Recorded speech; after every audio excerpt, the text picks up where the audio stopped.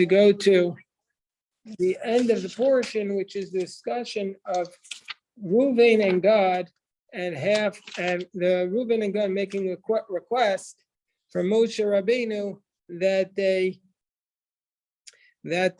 be allowed to enter, to be allowed to inherit the land on the other side of the Jordan, meaning to say that they don't inherit in the land of Canaan.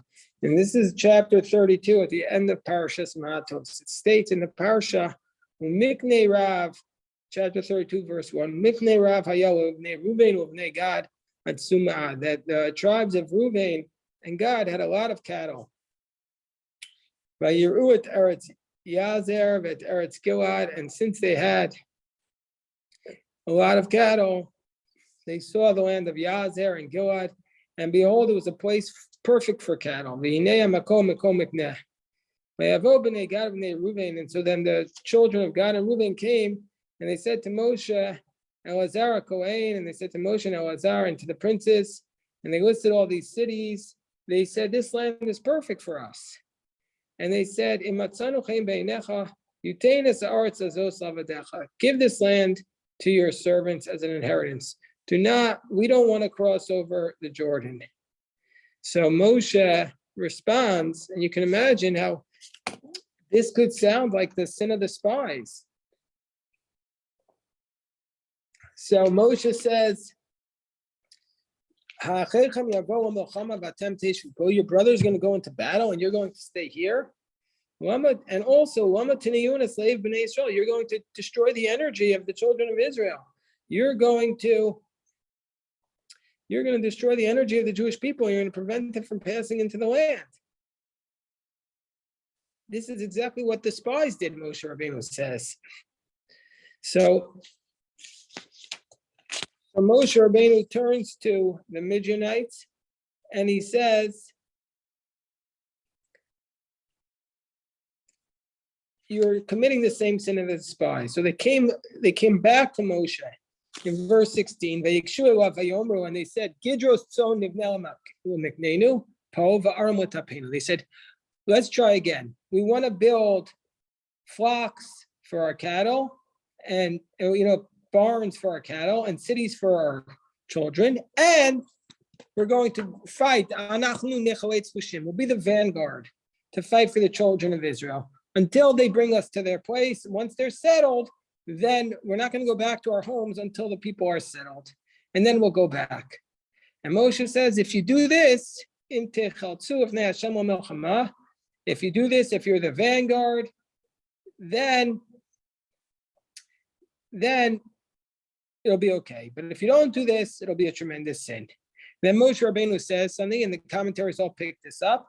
Moshe Rabbeinu says, build cities for your children and barns for your flocks.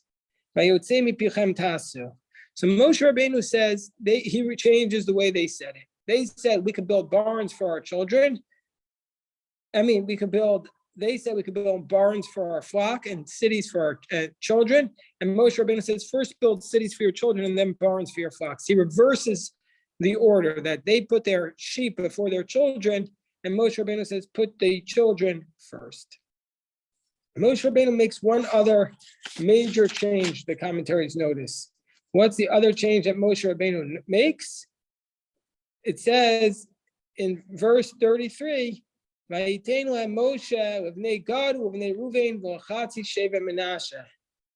Moshe gave to the sons of Reuven and to Gad and to half of Menashe the kingdom of Sichon and Amori, kingdom of Og, Melech, Bashan, for its cities. Meaning to say, who were the tribes who asked to initially stay on the other side of the Jordan? Reuven and Gad. And when Moshe acceded to their request, he added amongst them half the tribe of Menashe. So these are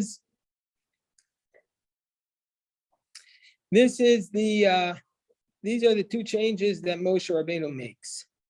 So I thought it was fascinating.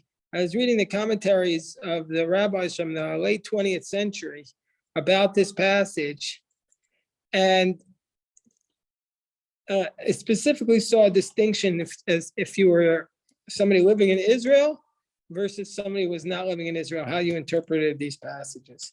So first, I'd like to start with the Dudai Reuven. What does he say is going on in this passage? And then after we look at the Dudai Reuven, we can maybe look at the Lubavitcher Rebbe Soloveitchik. Again, the Dudai Reuven was the chief rabbi Petach Tikva. Obviously, he was parcel of the building of the state of Israel. In that context, his commentary is incredibly important to give us this context. So let's turn to the Dudai Reuven.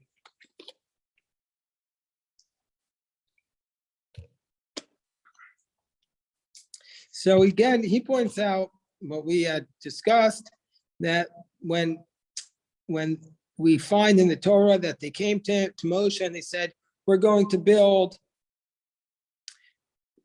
places to pasture for our flock and cities for our children, and we'll be the vanguard. And then we'll return, and then we'll return. But when they completed their request to Moshe, it states, Moshe says, build cities for your children and flocks and pastures for your flocks.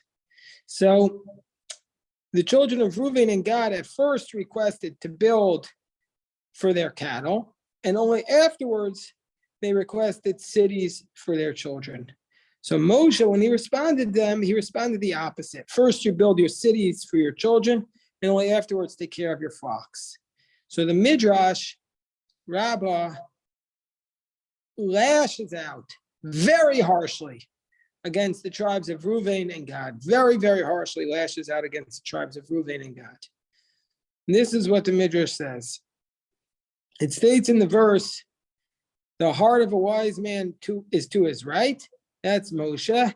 And the heart of a fool is to his left. This is the tribes of Gad and Reuven.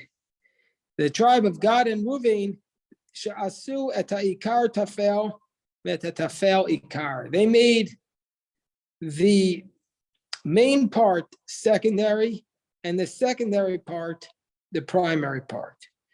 Why? Their sin was they loved their money more than their souls. Because Moshe said, they said to Moshe, we'll build pastures for our flocks and then cities for our children. And Moshe responded to them, that's nothing. You made your priority is skewed. First, build cities for your children and then take care of your flocks. And that's Moshe, his wisdom is to the right and the fool is to the left. That's Bnei Gad and Bnei Reuven.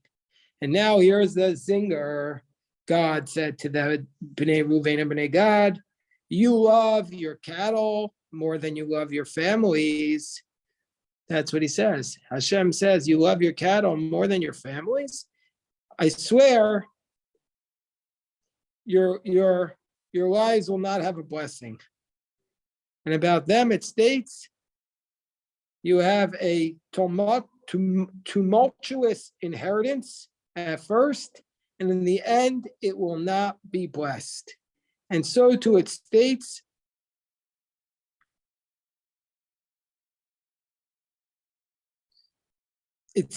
do not work so hard to become rich that your understanding ceases. And who is wise? Who is wealthy? One who is fortunate with their lot. As it states, one who works so hard so that he can eat shall be fortunate and will be good for you. Meaning to say, the Midrash, and I'll just take your question in a moment, is criticizing in a very clear, precise manner the request of Reuven and Gad that they wanted to first receive their inheritance on the other side of the Jordan before the Jewish people conquered the land of Canaan. So that's the Midrash, and we'll just pause for a moment. So the Dudai Reuven asked the question, he says, I don't understand.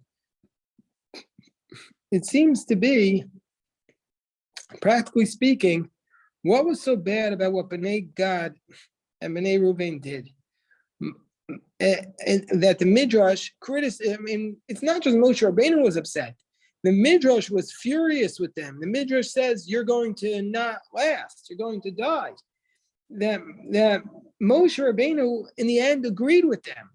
He said, okay, you could do this. You could be the vanguard. he says, go fight for us first. They went and they fought. And now they held up their end of the deal. So now why are they being punished? That in the end, their inheritance will not have a blessing. So the Torah says, okay, you can go back as long as you agree to be the commando, you be the vanguard. So therefore, why is the Midrash so upset at them at the end? And not only that, they should have been rewarded. Not only should they not have been punished, they should have been rewarded because they agreed to be the vanguard. So it's logical that they should have the merit because they left their children on the other side to just fight. They weren't even getting any specific benefit about going into the land of Canaan. And of course, their women and their children stayed back. So therefore, what was the problem? What was their sin?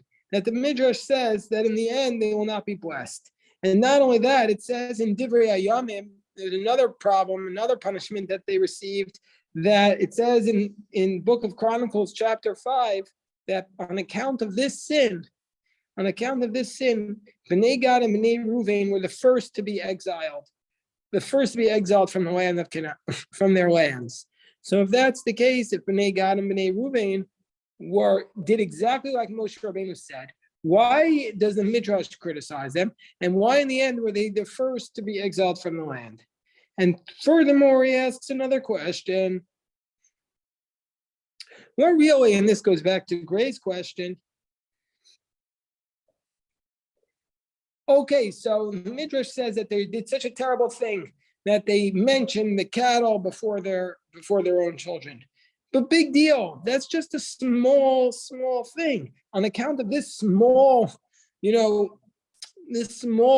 we're going to judge them so harshly. And so God says, as a result of that, your wife will have no blessing. And that's why they were decreed to lose their land first. It seems like a very severe punishment for just an expressive way of talking. And then he asks another question that the verse states, everything that comes out of your mouth we will do. So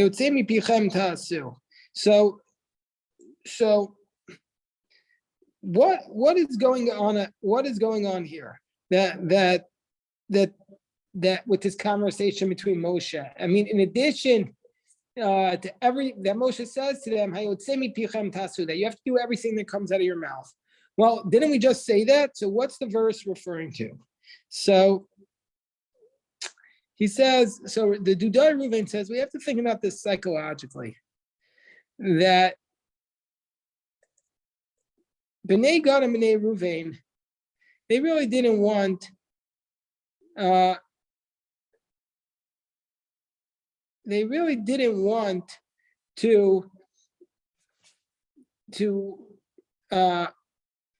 get involved in this battle. And at first they didn't want to get involved, but then they said, okay, we'll be the vanguard until you guys settle, and only then we'll go back to inheritance. But Moshe Rabbeinu was suspicious of them. So Moshe Rabbeinu suspected that even though they were saying this, maybe they're not going to completely follow through on their promise to be the vanguard until all the tribes were settled. Moshe Rabbeinu says, if you don't do this, if you don't do everything exactly like this, you'll realize the sin that you'll find yourselves in. And in fact, at the end of the book of Joshua, we already see that there was this almost a civil war between the tribes of Reuven and Gad and the rest of the Jewish people.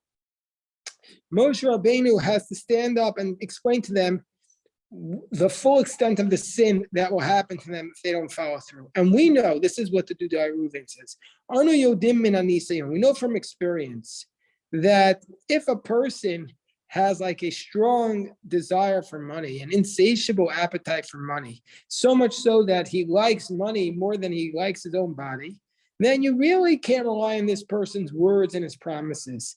And the words and all the promises he makes are not trustworthy, because even though when he makes this promise, he thinks, oh yeah, I'm going to fulfill the promise. But then it's going to come into a crisis or a tense moment, and then his desire for money is going to overtake him. And what he's going to do is he's going to abandon the promise. And that's what's going to happen. And so that's what the Midrash is telling us about Bnei Gad and Bnei Reuven. Now we could tell from their words what their ultimate priority was. That their ultimate priority was not about their children, but rather about the sheep and the cattle. And so therefore we look at them with doubt. We no longer trust them. And we don't know if we can rely upon their promises that they're going to enter the land. And so therefore the Dudai Reuven writes, if the Bnei Gad and Bnei Reuven put the sheep and their cattle before themselves, they showed that the money is more important to them than their souls. And so therefore, as a result of this, we can no longer rely upon them completely that they're going to fill their promises till the very end, because who knows what's going to happen in the middle. That maybe some monetary opportunity will come along or monetary responsibility. And so therefore, they won't be able to follow through. And so therefore, Moshe says, if you want me to agree to your request that to allow you to live on the other side of the Jordan River, then as a result of this, the first stipulation is that you have to show me that you're not putting your money before your lives, and you'll build the cities, meaning to say you'll hurt yourself economically even before you're economically secure with your cattle. Like Gray pointed out, you're going to first prioritize your children over this, and you'll make the ikar the ikar. So therefore, as a result of this, the consequence of this was that the great sin of Reuven and Gad was that they loved their money more than they loved their spirituality, or more than they loved their souls. And this is what the Dudai Reuven was saying. He's saying that this is almost like an existential sin. An existential sin. It's not something that you could correct easily. And this is why the Midrash was so upset with them. Yeah, they could get through that moment. They could get through that moment of the time where they're conquered the land. But if that's your nitiyah, that's your approach to life, it's just such a fundamentally flawed approach that it's impossible to correct in the long term. And that's why when the tension rose, and they were the first ones to be exiled, because they had no ability to really have the tools to deal with that situation. And so therefore they didn't want to commit to the land of Canaan. They didn't want to partner with the land of Canaan. They didn't want to be a complete part of it. And so therefore, this was the reason why the Midrash views them as sinning. And so that's what the Dudai Reuven says. So this is, I think, part and parcel of his approach to Zionism, of his approach to the land of Israel. Must have felt with a little bit of tension with those Jews who decided not to be part of the building of the state of Israel in the 1950s. We have this great opportunity to build the land. So he must have felt this, and this, I feel that coming through this Dvar Torah from the Dudai Reuven. Let me just pause here, see if anyone has any questions. Let's look at the Lubavitcher Rebbe's approach, which was a little bit different. And the Lubavitcher Rebbe also focuses here on why all of a sudden the half tribe of Menashe included. They didn't initially. The half tribe didn't request to be on the other side, and all of a sudden, at the end of the chapter, it says that Moshe gives cities to the half of the tribe of Menashe. So you could read it theoretically. You could read the text as saying that, once people saw that this was an option, I want this option too. And some people from Menashe said, we want to be with Reuven and Gad. But that's not the way the Rebbe and also Rabbi Soloveitchik reads it. The Rebbe reads it like this. The tribe of Menashe, the Rebbe says in one of his sichos, the tribe of Menashe had not requested any land on the east side of the Jordan.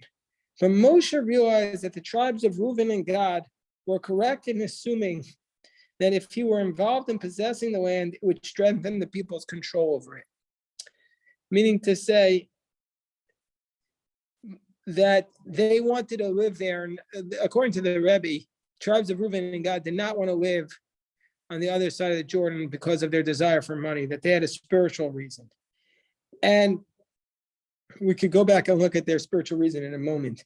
But he took their argument one step further, Moshe did, and reasoned that his involvement would be even more pronounced if he planted some other part of the Jewish people in their land on his own initiative. So he wanted to be even more involved. So Moshe planted half the tribe of Menashe. He had given the former kingdom of Sichon to the tribes of Reuven and Gad, but the former kingdom of Og lay unclaimed. So the tribe of Menashe was famous for its devotion to the land of Israel. Well, where do we see that? Where do we see from what we've studied so far that the tribe of Menashe was famous for its devotion? The daughters of Tzlafchat. Daughters of Tzlafchat. In fact, Tzlafchat himself, the Gemara says, was part of the Mapilim. He was part of the people who was so devoted to the land, he died just to go into the land. And the very name Menashe expresses the aspiration not to forget that the land of Israel is the Jewish people's habitat. So Moshe specifically chose them to express the people's hope and aspiration to inherit the land in full. So Moshe put the people who love Israel the most on the other side of the Jordan. They're kind of the shlichim, the shaliach, the Israeli who comes from Israel to America to teach us. By dividing the tribes in two and giving half inheritance on the west side and half on the east side, Moshe demonstrated that this tribe did not receive its portion on the east bank of the Jordan because it did not want to live in the land proper. Meaning to say they weren't placed in the Jordan because they didn't want to live in Israel. They were placed there to be the shlichim, to connect the two territories, because they were the ones who loved it the most. That's what the Rebbe's argument was. That's why the tribe of Menashe came. We really should go back and say that. How does the Rebbe look at the tribes of Reuven and Gad completely? So the Rebbe looks at it not that they didn't love the land, just the opposite. We'll see what the Rebbe writes. The war with Midian demonstrated that the proper attitude towards the lower elements of creation is not to shun them, but to elevate them.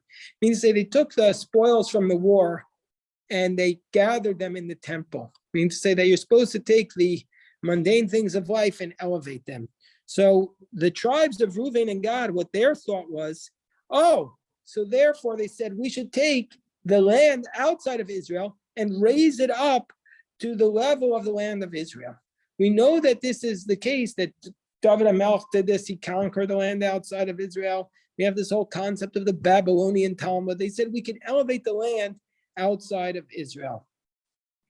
And so therefore they said, by settling and the land outside of Israel, we could accomplish more than settling the land of Israel. By taking the sparks that are in the lowest places and elevating them, we'll be doing more than if we just elevate the land of Israel. It's the same concept why some rabbis say that they want to be teachers outside the land of Israel. This is why the Rebbe sends so many shluchim to the farthest corners of the world.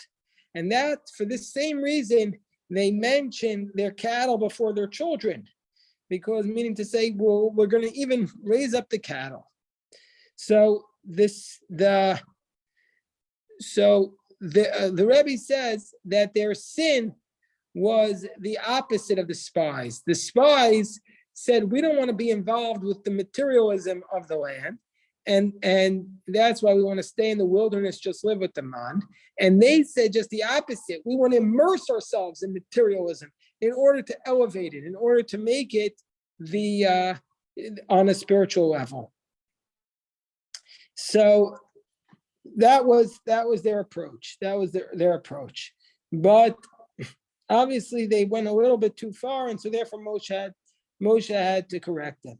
So that's the way the Lubavitcher Rebbe views the sin of the tribes of Reuven and Gad. Not like the Dudai Reuven, who says it shows a a terrible love for money, but over the spiritual, but rather it's just the opposite. It showed, according to the Rebbe, it shows a strong desire to try to take the lowest sparks in the world and gather them up together and raise them and elevate them to a high spiritual level. Rabbi Soloveitchik, Kedarko Bakodesh, and as in his holy manner, he views this through the lens of halacha. Through the lens of halacha, he wants to discuss: is this area of the land which they settled, does it have the holiness of the land of Israel? And he says, in some areas it does. To some degree, it does have the holiness, and to some degrees, it does not. So, for example, he says that Rambam says, Maimonides rules that the laws of the Egla Rufa, the decapitated heifer, which if you find a dead body that you have to kill a calf, that applies only in the land of Israel, but also applies in this territory of Reuven and Gad. But otherwise, in other areas, for example, in the laws of tithing, Hilchos Trumos, Rambam says that this area of the Jordan was not considered to be as holy as the other land. So what's the distinction? So the distinction is, and then it shows one more distinction. The laws of Bikurim, where you bring your first fruits, when your first fruits are cultivated, you have to bring them to the temple. That doesn't apply to this land that Reuven and Gad settled in, because it was not considered to be a land flowing with milk and honey. So, in other words, Rabbi Soloveitchik is saying that this land was in some degrees holy, but it never achieved the level of holiness of the other land. So Moshe Rabbeinu saw that this land wasn't going to be as holy, and for this reason, and this goes back to Sarah's question, that Moshe Rabbeinu was looking for a way of making sure that even though this land did not have the complete holiness, it could be elevated to a higher level. So what did he do? So this is what Rabbi Soloveitchik says. At first, Moshe expressed anger, but Moshe eventually, after negotiating, reluctantly agreed, but he included one half of the tribe of Menashe in their agreement. And what's the reason why he did that? This is what the Rav writes. By including half the tribe of Menashe, Moshe was personifying his role as a leader whose primary objective is to unify his people and solidify them into a cohesive nation. By dividing the tribe of Menashe, half settling on the east bank with the two tribes and the other half on the west bank, he was guaranteeing a link between the two sides of the Jordan. If one brother is on the east and the other is on the west, there would be constant communication between them. If a father is on one side and a child on the other, there would be travel between them and concern for each other's welfare. This would enhance the unity between the 12 tribes and ensure the unity of Klal Yisrael. The irony, that's what Rabbi Soloveitchik writes, the irony is that when the civil wars happened amongst the children of Israel. The civil wars happened from Yavesh Gilad. This appears at the end of the book of Judges, and also with Shaul, that there was a civil war between the Jews, the tribes that remained on one side of the Jordan, and with the tribes of Gilad. So this, while it starts out, everything is rosy, we're going to make disagreements. In the end, it resulted in a terrible civil war, and it didn't work. Moshe's plan to divide the tribe of Menashe, that would keep the tribes together, even though the Jordan River separated them. It didn't work in the end. It didn't work. And so while it might have initially worked, there was too much to connect them. And so in the end, it dissolved tragically into a civil war. So even after the initial civil war, Shaul's base came from Yavesh Gilad, and David HaMelech, his base came from Yehuda, and they had a civil war as well. So this was the source of the fight between the kingdom of David and the kingdom of Saul. is the separation of the Jordan River. All right, we'll stop here. If anybody has any questions, I'm happy to address them.